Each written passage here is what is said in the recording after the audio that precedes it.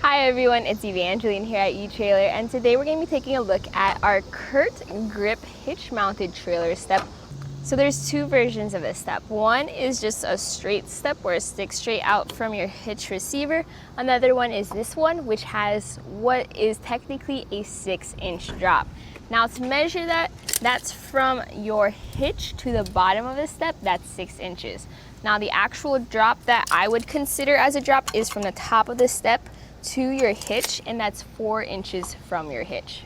Now as for the length added to the back of your hitch receiver, from the hitch pin hole to the end of the step, it's about 11.5 inches. Now you might be wondering, why would you use a hitch mounted step? Well, most of your GM and Ram and other trucks have a bumper step now, but the issue is when they are lifted, kind of like what we have here, notice how tall that step is, which means I don't have enough leverage to get anything into my truck bed.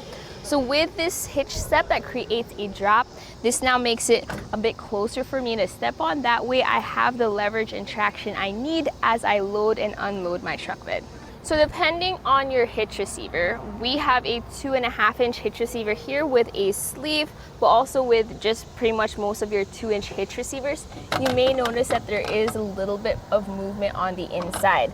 That's because what's holding it in is a hitch pin and not an anti-rattle bolt. Now while you may be concerned at first about that movement, once you finally do step on it, it stays there, so you really shouldn't be that concerned during the loading and unloading process. So this is called the CURT Grip step because of these expanded metal treads. So notice how they kind of have these teeth in those treads, and that's going to provide superior grip and traction, better than those tiny cleats that you might see on other steps. This will actually help out with mud, snow, and ice, since it'll grip onto that, and you can see how they will just drop through. So compared to steps that have this kind of a grip, where you don't have as much of an opening, this can pack up really quickly. So it's nice to see the difference when it comes to traction. To help prevent snagging, since the grips are kind of on the sharper side, you do have these smooth rounded edges made of plastic. You will need to use a screwdriver or a drill to get those screws into it to mount it, but this is a nice extra feature. So the weight capacity is going to be 350 pounds. So even if you are below that weight limit, don't forget that this also includes the weight of the load that you're carrying.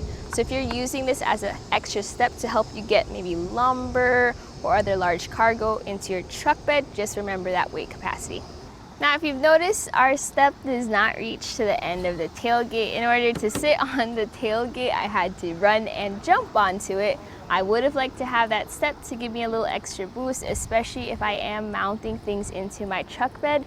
We do have options here at eTrailer. We have extensions if you really want to use it with a hitch step, but this is more ideal for situations when your tailgate is closed. So my final thoughts about this hitch step is I do like how it has that drop.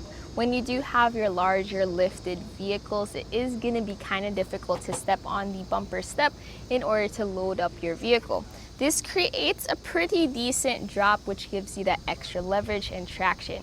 Now, it's not as low as I would prefer. I would prefer it having a lower drop, since it's kind of more of a 4-inch drop than a 6-inch drop.